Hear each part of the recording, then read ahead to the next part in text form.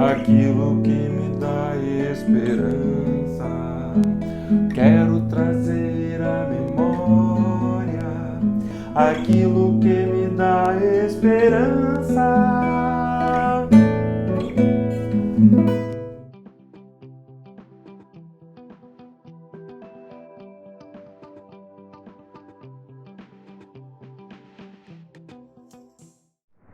Bom dia, queridos.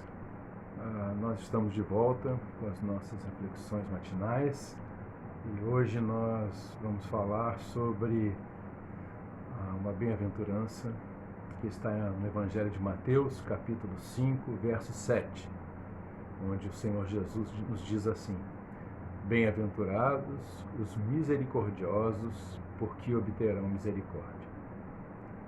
Felizes os misericordiosos, porque alcançarão misericórdia.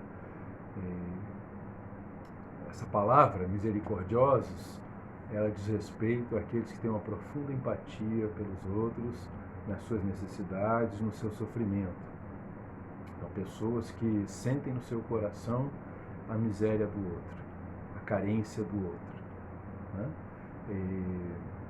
Jesus, em certa ocasião, conforme relatado também pelo evangelista Mateus, o apóstolo Mateus, ele é interpelado pelos fariseus, pelos mestres da lei, quando ele vai jantar na casa de Mateus.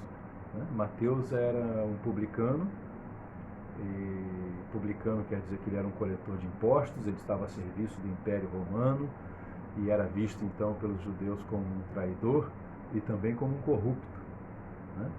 E aí Mateus dá esse banquete, esse jantar para Jesus e seus apóstolos e convida o que para os judeus eram muitos pecadores, né? E outros publicanos para estarem com eles à mesa.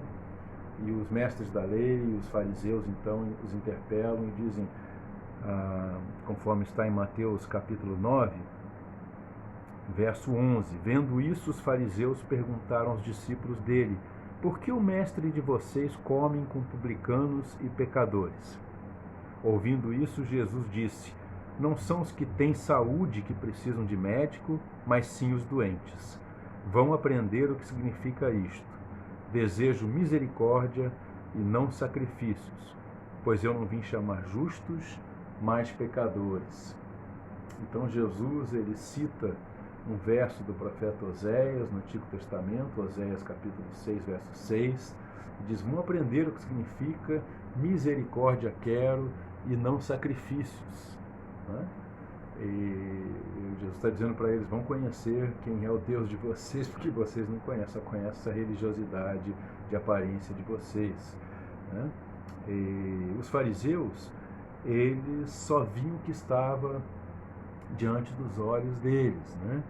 Então, eles viam as pessoas como sendo inferiores a eles, como sendo más, como sendo menos justas, né?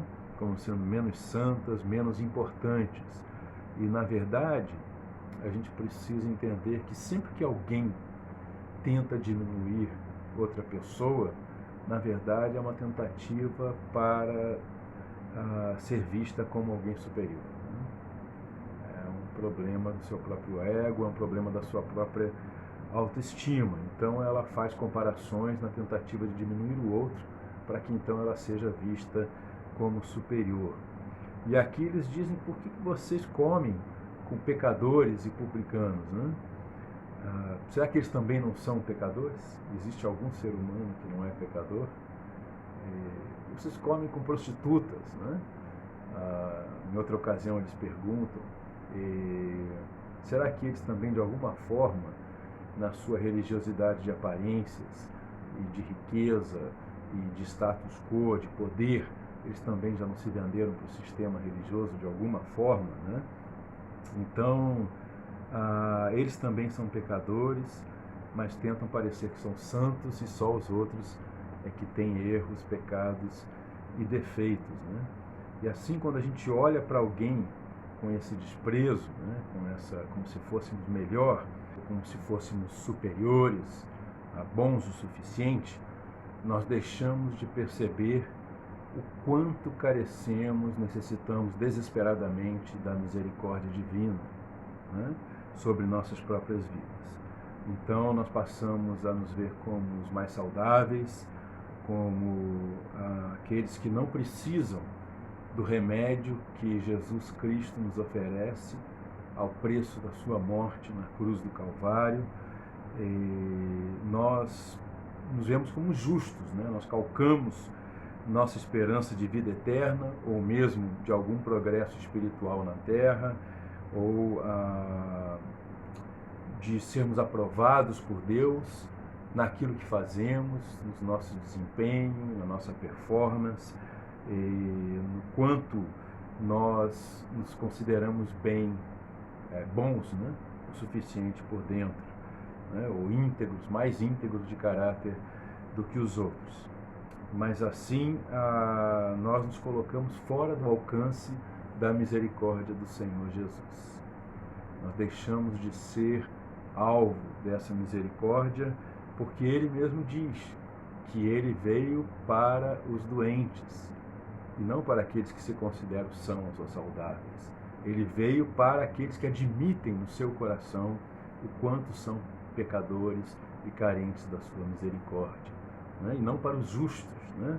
Ou que assim se veem, né? Ele veio para os doentes da alma, né? Para os desintegrados, para os maus no coração, para os impuros nas intenções e nas motivações, aqueles que admitem sinceramente que tem todas essas coisas dentro de si, né?